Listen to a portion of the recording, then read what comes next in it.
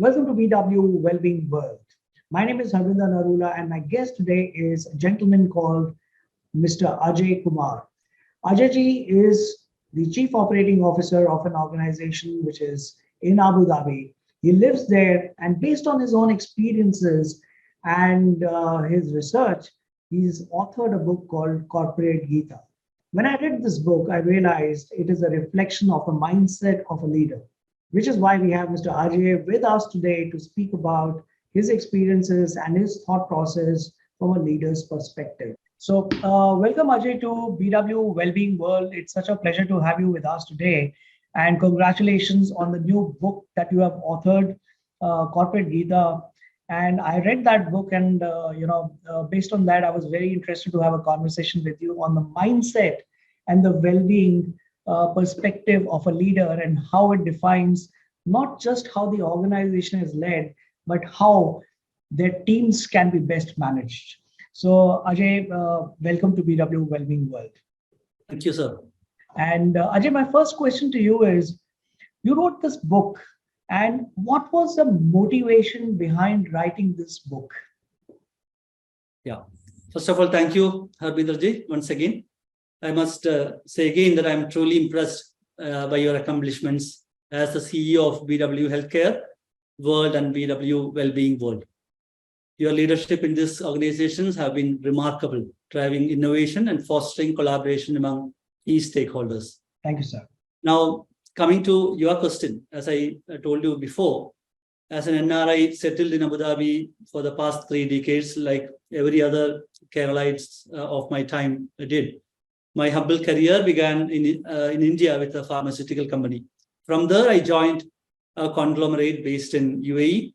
And for the past 20 years, I'm in Abu Dhabi working for an ICT company as Chief Operating Officer. Actually, throughout my life's journey, I have always strived to make a difference in the field of leadership management. I genuinely wanted to contribute to life in general and particularly to the younger generation. That's why I decided to engage with young people, not only in India, but also with the youth worldwide.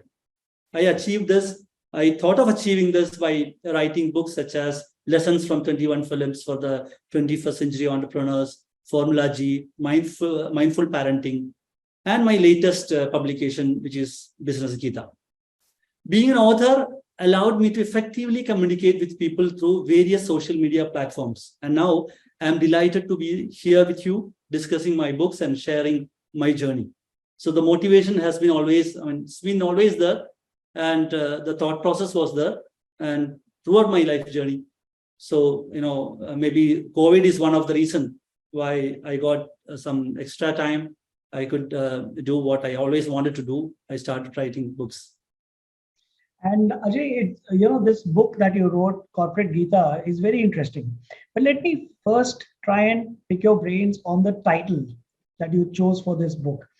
Is it because you got some lessons and motivation and inspiration from the lessons that we can derive from Bhagavad Gita? Or is it that you have written this book which should be considered as Gita or Bhagavad Gita for the corporate world? What is the intention behind it? Oh, yeah, interesting question.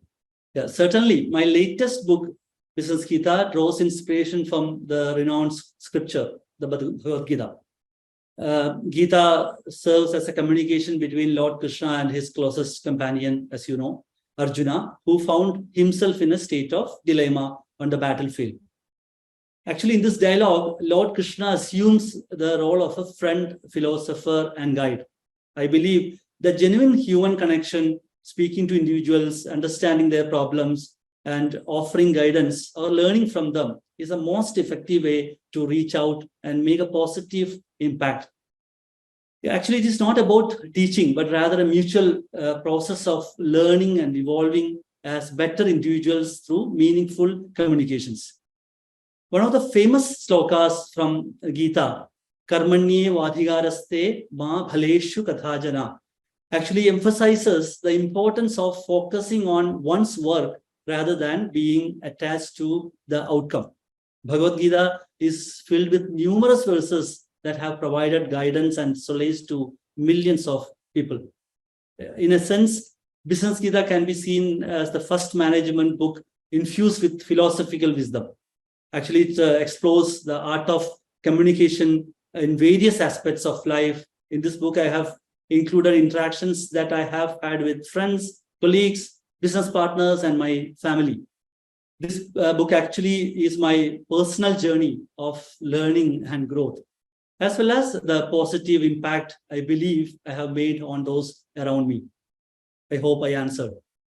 Absolutely, absolutely, Ajayji. In fact, my next question to you would have been that, have you derived inspiration from your own journey as a corporate person, or is it a research which has been done by you, and this book is a reflection of that? Yeah. Actually, when working on my solo projects, especially Business Gita, I followed a distinct research approach instead of traditional methods. I focused on documenting my conversations with individuals and reflecting on personal experiences. Each interaction provided a unique learning opportunity, which I carefully noted and analyzed. Additionally, the knowledge I gained from my professional experience and the books I had read over the years significantly contributed to the content of this book. But in the case of my other works, like Lessons from 21 Films for the 21st Century Entrepreneurs, actually it is co-authored with my own company's CEO, Mohammad Abu Saki, and then Desan Khoury, who is the general manager of the company. We embarked on a different research journey. As dedicated movie enthusiasts, we recognized the untapped potential of extracting valuable lessons from films. So we could connect films with the management. To achieve this, we engaged in comprehensive research that involved multiple viewing of various movies. We deeply contemplated the connections between these films and fundamental management concepts. And one more thing is that living in Dubai, as you know, anyone would have visited Dubai. There are 140 nationalities that coexist in this country. This has provided me with a wealth of vast cultural exposure. Every day brings encounters with a new nationality, fostering new friendship and expanding the understanding of diverse communication styles and approach to handling people. This exposure to different cultures has greatly enriched my knowledge base. So it can be from my books, my experience with the people that I interacted, my co-authors. All of this have contributed to my work. And Ajay, since you just brought it up that since you're living in Dubai and Abu Dhabi, and these are multicultural places because people from various countries have come and settled there for work, profession, and you're exposed to, like you said, you're exposed to multicultural, way lifestyle and corporate styles. Now, when you're looking at Bhagavad Gita, how relevant are these lessons to one across corporate culture worldwide? And second is to today's day and age. You mean to say the Bhagavad Gita's relevance to today's The world? lessons that we derive from Bhagavad Gita, Yeah. which are relatable to corporate lifestyle, and how does it reflect in today's day and age across culture? I mean, are these relevant to work lifestyle worldwide, or is it more specific to Indian way of work life? I would say this being the first philosophical work that has ever been produced. This is relevant for all cultures across the world. And especially in Dubai, since I have a chance to interact with people from all over the world and different nationalities. I haven't seen the problems of the people, the problems of management, the problems of corporate world, or the personal experiences being different from one culture to other. There will be cultural differences, but the problems of the humanity, the problems of mankind, problems of organizations are all the same. So I would say Bhagavad Gita or management lessons from Gita are for all cultures across the globe. And Ayuji, this book has been written very differently. One, it is a small book. It is each chapter is a conversation between, like you said, your friends, your family, your kids. Is there a particular reason why you chose to write the book in this style? Yeah, yes. By adopting a conversational format, I would say, I believe that readers can engage more deeply with the content and connect with the diverse perspectives and experiences shared throughout the book. Actually, it is my hope that these conversations will provide readers with meaningful guidance and inspire positive change in both their personal and professional lives.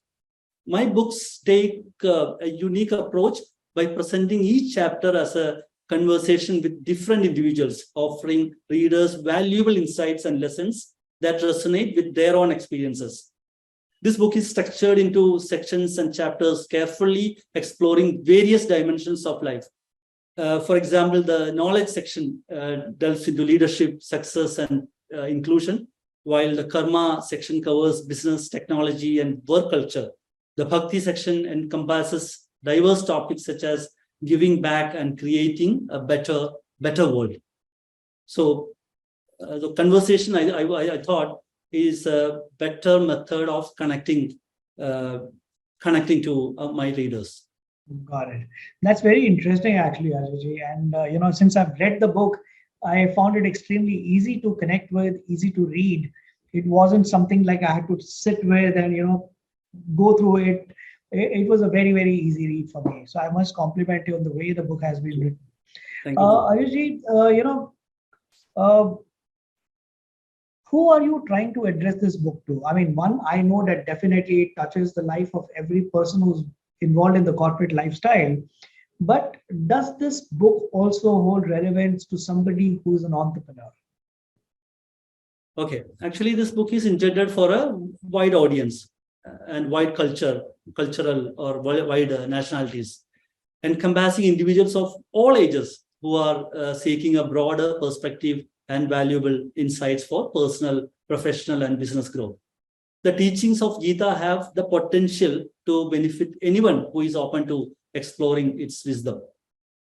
And actually, throughout this book, I address the experiences and perspectives of entrepreneurs and professionals involved in business ventures by sharing conversations with colleagues and friends from diverse backgrounds. I have witnessed the profound impact these teachings have had on their professional endeavors. Gita's principles have empowered them to find innovative solutions and navigate challenging situations with wisdom and resilience. In the realm of business interactions, and soft skills play a crucial role. You know that. While technical skills can be acquired, it is the wisdom gained from practical experience and a deeper understanding of oneself that truly sets individuals apart. I would say practical experience cannot be learned. I mean, it can maybe from books, you can understand to a certain extent, but practical experience that comes from someone's wisdom. This book goes beyond more reading and encourages the development of thought leadership, inspiring readers to strive for becoming leaders rather than just managers. The insights shared within these pages have not only influenced the growth and development of my colleagues and friends, but it has also influenced significantly me in my personal journey. Ayuji, one of the reasons I really wanted to have this conversation with you that we're having today, especially under the well-being banner, is because a lot of it is to do with, the mental strength of a leader. It's extremely important. And the reason I say that is, and I don't know if you would agree with me, all of us, whether we're in the corporate world or in the entrepreneurial lifestyle, we face our challenges. And Yes. while what helps us succeed may be common among everyone who succeeds, but the challenges that each one could be very, very different. And what is even more unique is the way we overcome these challenges. And the only thing that makes a person succeed is the one who stands up after falling. But that requires a lot of mental strength. And what has been told or spoken of by people is that you must turn your setback into an opportunity, Yeah. right? It's easier said than done. What is Yes. your take on this? Yeah, as you said, sir, this is easier said than done. During one of my conversation with a friend, we discussed the challenges he faced during his entrepreneurial journey. He expressed his disappointment and consideration of shutting down his business due to the difficulties brought upon by pandemic. Of course, he even contemplated transitioning into a job. Actually, in response, I encouraged him to reconsider his decisions and reminded him of the remarkable possibilities that lie ahead for entrepreneurs who overcome setbacks. I assured him that no job could offer the same level of fulfillment and reward as being an entrepreneur. Drawing from an article I had recently read, I shared the story of how black-owned bookstores experienced a significant increase in sales following the Black Lives Matters movement in US. This unexpected course had unexpectedly benefited businesses. I emphasized that even seemingly unlikely circumstances can present business opportunities. So, as you rightly said, setbacks can happen. I mean, things cannot go as we planned, but converting them to opportunity, or at least trying to convert them to opportunities, I think that's what all of us should try to do. I'm not saying that toxic positivity is always good, but keeping a positive mind frame, I think that will help us to overcome our setback and then convert them to opportunity.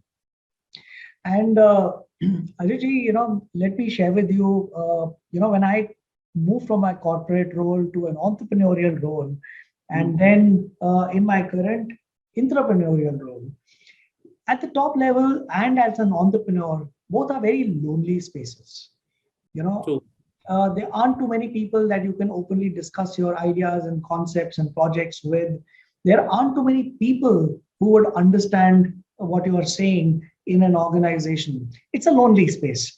Now, keeping that in mind, you always still need motivation. We are all human. We need motivation. We need our inspiration. And who does someone at the top level pick as a mentor? Any tips on who should we pick up as a mentor when you are at top level and you just can't go to everyone seeking help? Yeah, actually, I don't think I'm in a better position to advise you or consult something on this topic, because you have experienced, you have worked, and then you have become an entrepreneur. So you have experienced both. So you will be a better person to tell me or guide me on this. But still, in my opinion, entrepreneurship and leadership can indeed be a lonely journey. But finding inspiration and motivation is crucial for success. When it comes to deriving inspiration, business leaders can seek it from various sources. Actually, we can have role models. Leaders can look up to successful entrepreneurs and business leaders who have achieved remarkable feats. I mean, in India, we have a number of examples to look forward to as role models. And then, of course, mentors. Mentors need not be entrepreneurs. They can be teachers. There can be philosophers. That can be, the spiritual gurus. The mentors can be books. Like in Mahabharata, Karna had chosen Drona as his guru, who he hasn't even met in person or got training in person. So all of this are good models to look forward to. But at the same time, I believe that peers and networks, surrounding oneself with like-minded peers and being part of supportive networks, can provide a sense of belongingness and motivation. I think that's the most important thing, that how you create your own group, your own like-minded team around you. Engaging with the fellow entrepreneurs, sharing their experiences and learning from each other's successes and failures can be highly beneficial.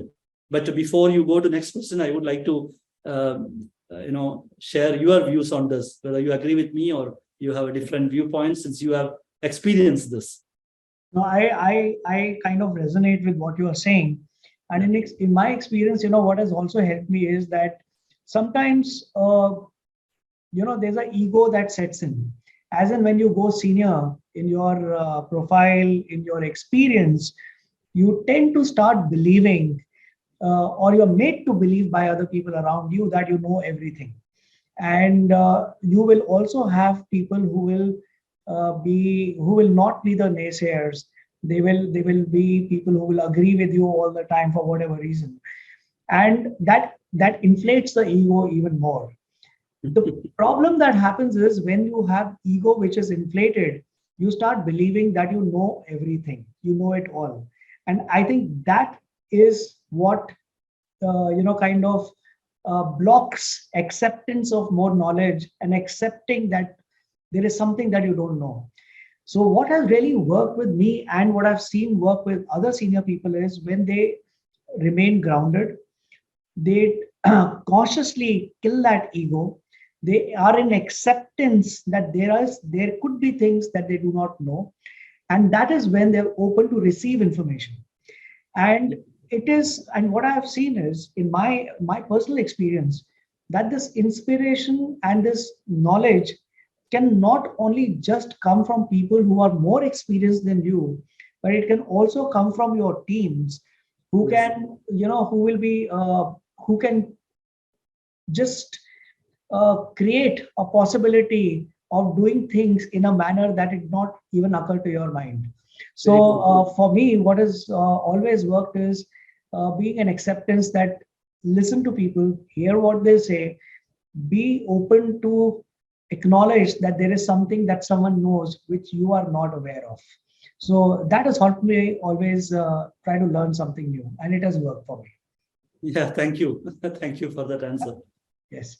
And, Ajayji, my next question to you is that as and when you grow senior in a corporate or you become an entrepreneur, there are these business goals. At the end of the day, we are running an organization, and for that organization to run well and be sustainable, it has to be fueled with various resources, whether it is people, whether it is money, whether it is clients, whatever. And the most successful and most enjoyable journeys are the ones which have a purpose, behind that. But many a times, as a leader, we are conflicted between the business goals and the purpose with which we are running the business. What is your take on it, as in terms of how can we balance the two? Yeah. I completely agree. Business goals and larger purpose can sometimes be in conflict, but a skilled business leader, when I say skilled, maybe it can be experience, it can be reading, it can be natural instinct. This can create a balance between the two.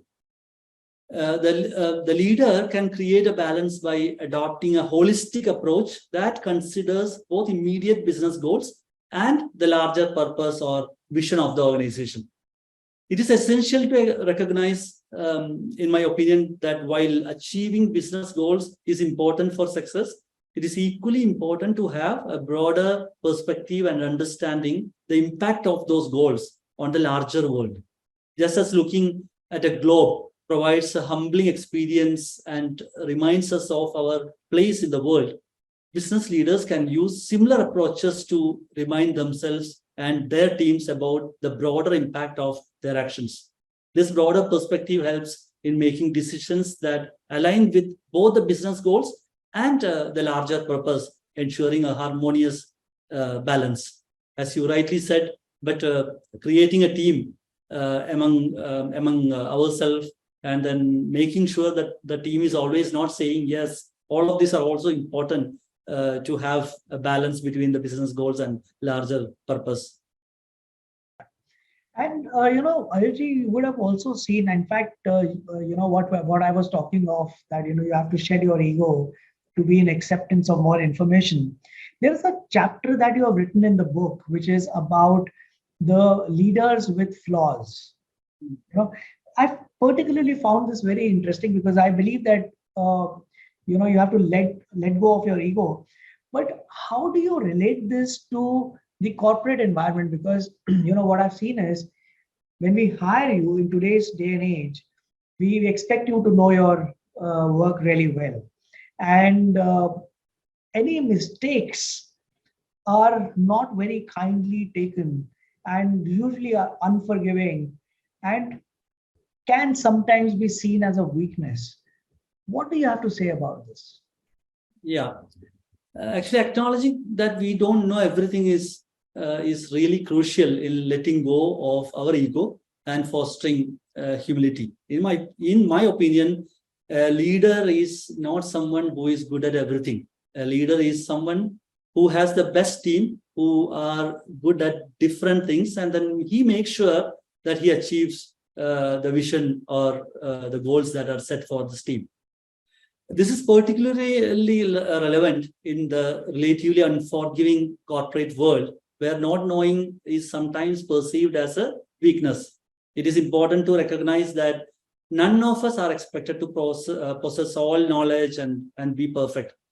As human beings, we all have limitations. However, what sets great leaders and entrepreneurs apart is their ability to acknowledge their flaws and prevent them from negatively impacting the larger context. Means we all need to take a calculated risk. Insecure, controlling, impulsive, or overconfident leaders can actually undermine the functioning of an organization. So I would say it's better to acknowledge that if you don't know, to acknowledge that you don't know, and then work on it, or find someone who know it better.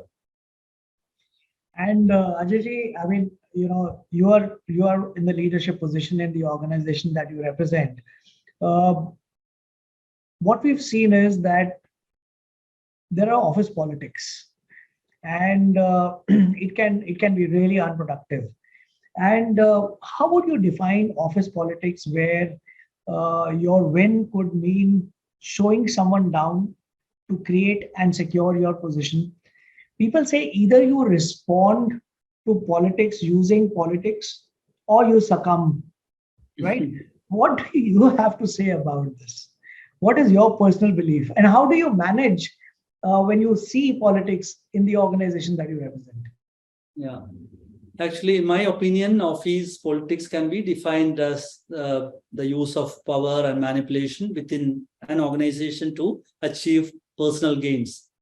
Some argue that responding to politics with more politics is necessary. And I think most of the people do this way. While others, there are few people who believes it can lead to a toxic work environment. However, I believe there is an alternative approach. I believe that succumbing to office politics can undermine productivity and collaboration. This is my opinion. Instead, it is important to prioritize professionalism, integrity, and ethical behavior. Building strong relationships based on trust and mutual respect is actually very, very crucial. By focusing on competence, delivering results, and maintaining transparency, we can demonstrate our value without resorting to political tactics. In my opinion, if you maintain transparency, if you have mutual trust, integrity, politics may not have much room to play. People, those who play politics or who are said to have played politics, will also come into terms. So how would you handle a situation where you have someone who's extremely good in the work, but the person is into holding information and so that the other people do not succeed? Yeah, I think that also depends on where there is lack of processes in place. When you have a complete dependency on people, all of this can lead to people keeping their jobs, not sharing valuable informations and always trying to beat the other person. So this leads to unhealthy competition. So having a right process in place having the right advocacies, the right inquiry methods, and the critiques. Instead of criticizing someone, you have the critique method, confronting someone with the actual substance. All of this will help in beating politics. So as I said, mutual trust, transparency, these are all very easy to say, but it's also not difficult to achieve. Right. And what do you have to say about micromanaging? I mean, a lot of leaders resort to micromanaging because, either they feel that they don't trust that things will be done the way they would want it to be done. And sometimes they believe that, they want to go into detailing, and in the garb of getting into detailing, they start micromanaging. What is your view on this based on your own experience of so many years? Yeah, the sad part is the person who is micromanaging, he may not even know that he's micromanaging. He will always think that because other person doesn't know how to do this, or if I don't do this right, none will do it right. That's why I'm doing. So that's the saddest part of micromanaging. And micromanaging is a topic that needs careful consideration. While some leaders may review or view it as a way to ensure attention to detail, I believe that micromanaging can have actually detrimental effects. It can hinder personal growth and impede the development of decision-making abilities among individuals. By constantly monitoring and controlling every aspect of an employee's work, it can actually erode their confidence and motivation. Instead, leaders should focus on building trust, and providing autonomy to their team members. Trusting employees to handle their responsibilities actually allows them to showcase their capabilities and foster a sense of ownership. It is crucial to recognize that no one can do everything perfectly, and embracing the strengths and experience or expertise of others can lead to better outcomes. I hope I answered. Of course, Ajayji. Ajayji, another thing, that has been spoken of quite a bit in the corporate world, and by trainers, by mentors, inspiration speakers, is about change. You have a chapter in your book referring to change, which is an inevitable process. New technologies come in, new people come in, the stage of the growth of the organization changes, market dynamics change. How can one cope up with this over a short term and long term while striving for an entrepreneurial dream? How can change management mechanisms work, in entrepreneurship? Yeah, actually, I would refer to one of the conversation with a colleague that we discussed the importance of adaptability and embracing change. These insights are particularly relevant for entrepreneurs and professionals striving to achieve their dreams while coping with the inevitable process of change. Here are some key lessons from our conversation that I would like to say. Like change, we all know is inevitable. As entrepreneurs or professionals, we must recognize that change is a constant aspect of life. Just like we adjust our clothing based on the weather, we should be open to adapting our strategies, approaches, and mindset to different situations. We explored a story about two brothers to illustrate the consequences of resisting changes. The elder brother recognized the need to relocate to a warmer area due to foreseeing change in weather and limited resources. However, the younger brother clung to the familiar surroundings and suffered the consequences. This story underscores the importance of adapting to new realities for survival and success in entrepreneurial endeavors. So, do you believe that fear is the underlying emotion to resist change? Yeah, I think we all have fear, but how do you overcome your fear? I think that's what is the most important thing. So this can be by confronting yourself, or you would have heard about the VUCA world that the American Army used to practice, keeping yourself in a situation where you think that you may have much more toughest situations in the future, and then prepare accordingly. So preparing yourself and beating complacency, I think that's the key. Right. Ajayji, a lot of people, I mean, we have, a lot of us have grown up at an age where people used to say that, don't go, start promoting yourself, etc. Your work should speak for itself to get noticed, right? And there's another point of view which says that, you will get what you want only when you ask for it, right? What do you think works in your observation, in your experience in the corporate life? And should people just keep quiet and wait that their bosses will look at them and they will be rewarded, versus you going and asking for a reward? I think from your question itself, I would go for a hybrid approach. In a competitive corporate environment, it is essential to proactively advocate for oneself and seek opportunities. That's essential. But this aligns with the perspective of ask and you shall get.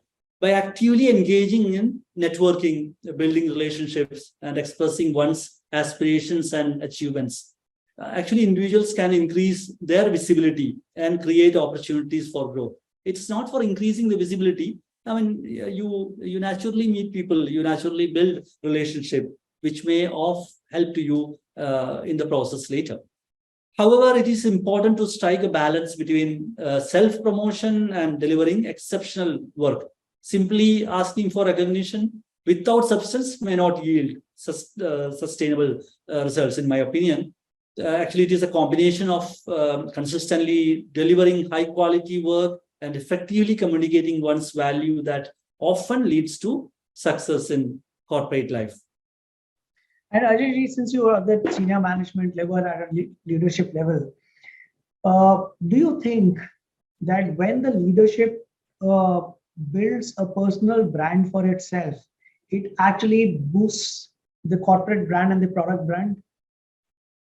Sorry, sir, corporate brand or a product brand? Do you think personal brand actually helps you build a stronger corporate brand? Yeah, of course, yes. I think personal branding may not be a direct branding in your own business. It can be in an indirect way. I mean, your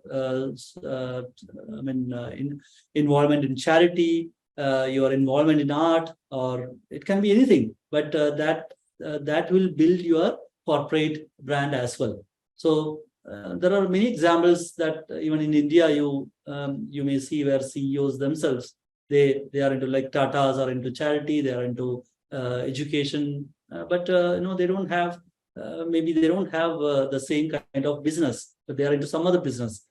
So I think building a personal brand will always help someone in his corporate culture or corporate branding. Okay. And Ajay, let me bring about an aspect which corporate trainers and inspirational speakers talk of, and they say that follow your gut feel, follow what is inside of your head, inside of your heart, follow inside, and you will succeed. And you have the other set of people who say that you should always be data driven. Facts speak larger than what your heart says. What is your take on it? Because many a times the out of the box ideas come which these ideas have never been done before, so you really do not have enough data around it, right? So what is your personal belief when you were to choose between the gut feel and data driven, especially for cases where you were doing something which is out of the box?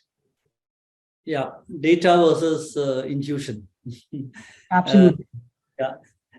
In one of discussion with my colleagues, which is also included in the book, as a conversation, which is exactly data versus intuition. We explored the question of whether gut feel or being data-driven is more effective, particularly in the context of out-of-the-box ideas. We observed that data-driven companies such as Amazon excel by basing their decisions on factual information. Data provides clarity, confidence, and objective insights that can guide effective decision-making. While opinions can vary from person to person, data remains consistent and reliable always. It is emphasized that data should be prioritized, in my opinion, over subjective opinions when making important decisions, especially in this today's much advanced world where there is enough data that in any business that you can fetch. When it comes to the role of intuition, it can still be valuable, especially for experienced individuals or budding entrepreneurs who may not have access to extensive data. However, it is recommended to cross-verify intuitions with data to ensure a more informed and reliable decision-making process. Have you ever been in a situation where your data suggests that something should not be done, but your intuition is telling you that, we must take this risk, let's try it out? Yeah, actually, just before the pandemic, when it came to, our organization was doing extremely well. Everyone projected, a big boom in business in UAE, especially in 2020 because of the expo and all those developments happening. But I had an intuition that something is going to happen. I didn't know what is it. And even if I tell you now, maybe you may not believe. So I strongly suggested that we should we should not go for a pay raise. We should rather have maybe 10% reduction, and then we can pay this later when we achieve our target. Let's have a target set first, and then we pay them once they all of the employees achieve their target.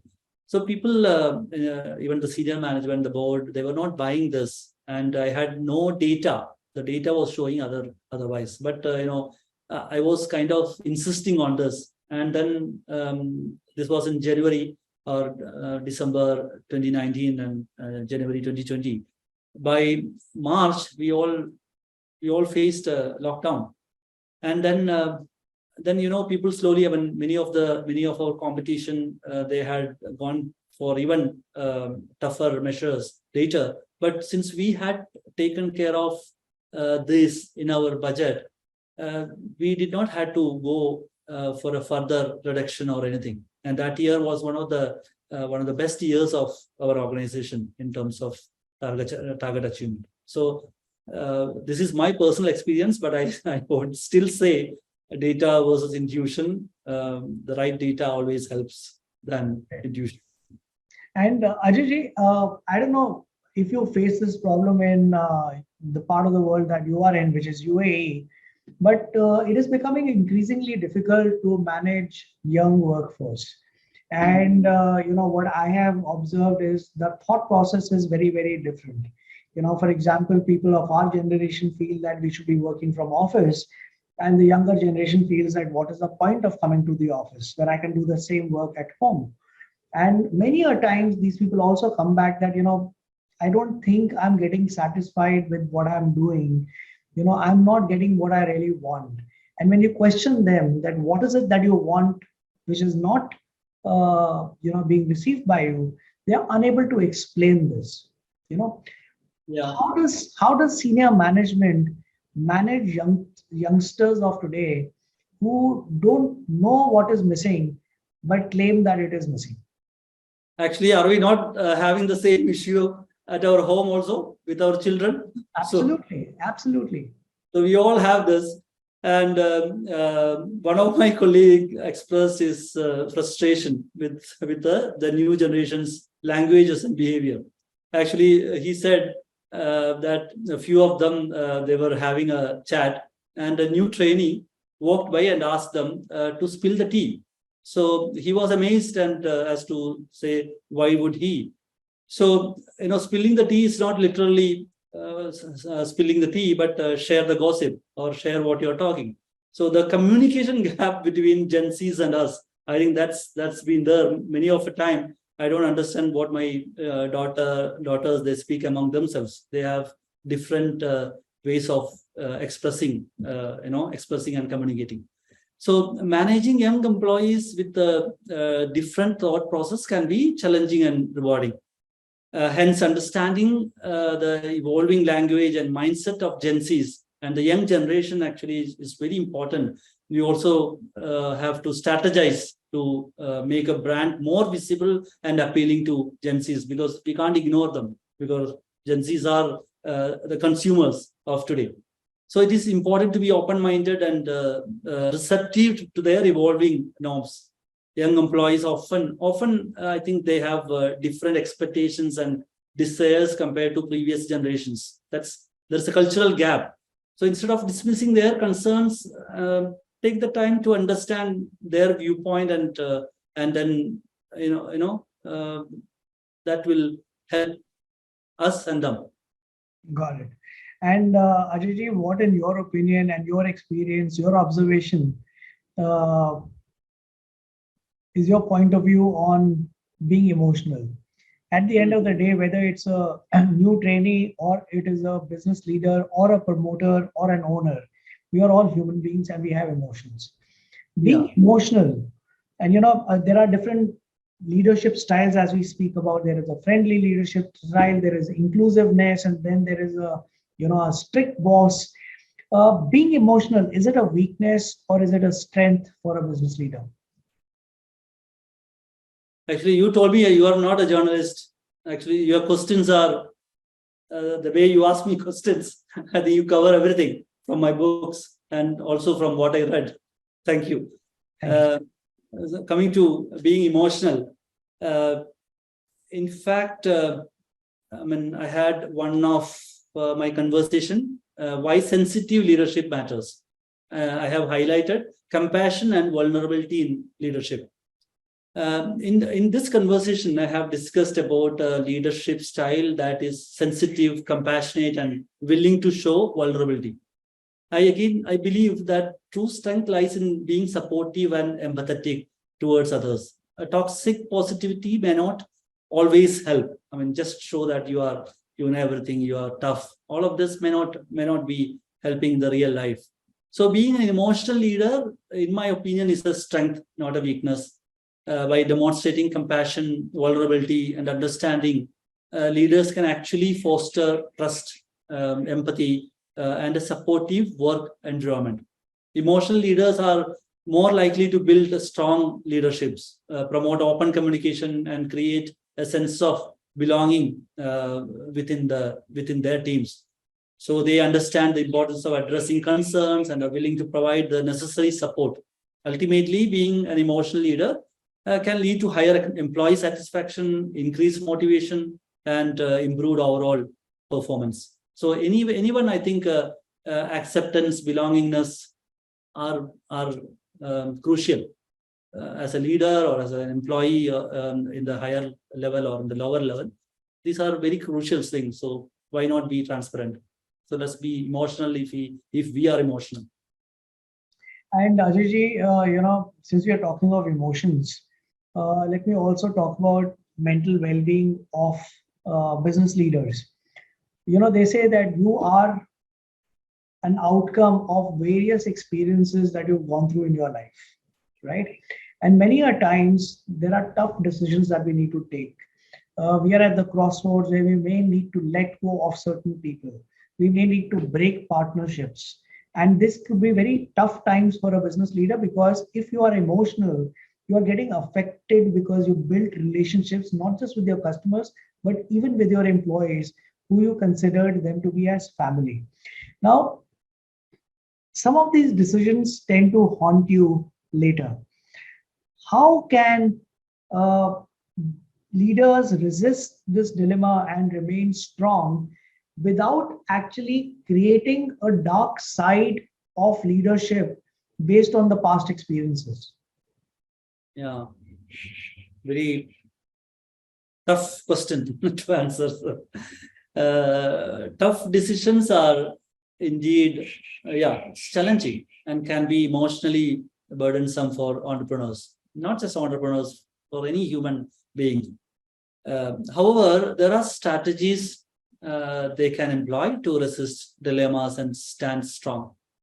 In my opinion, always ask what is right instead of who is right. Entrepreneurs should have a clear understanding of their long-term goals and the values that they guide their business. When faced with the tough decisions, they can refer back to these guiding principles to ensure their choices align with their vision and purpose. So the question that we ask, what is right instead of who is right, will always help us to have a solution when it comes to tough decisions. Ajayji, my last question to you, I would want to bring back the attention to the book that you have written. You're an Indian living in Middle East. How do you intend to take this book and make it reach everyone in India and other parts of the world? What is it that you are planning to do? Yeah, reaching out to a wider audience and sharing my work, that's definitely a priority for me. I'm employing several strategies to introduce my book to professionals and individuals in various fields. Firstly, I have established a strong presence on social media platforms, LinkedIn, Insta, Facebook, where I share engaging content related to the themes explored in my book.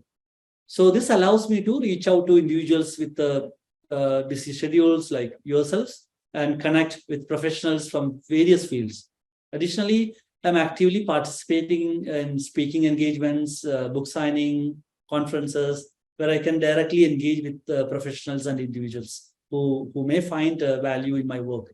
So by sharing my insights and experience, I am to spark interest and create meaningful connections with a wide range of readers. And in today's world, I think more and more, the social media interactions, influencers, all of this can help reach to a wider audience. Ajayji, it has been a really meaningful conversation because, I purposely, consciously kept it, much more than just talking about the title of the book and the inspiration. Because your thought process, the mindset, can really reflect on the knowledge that you have provided in the book. And all I can say is that, experience can be a significant contributor if you were to just reflect on what your journey has been. And one of the best ways to reflect on it for yourself and for everyone else is to capture it, write it, and capture it in the book. And you've done that beautifully. It's an easy read, like I mentioned earlier.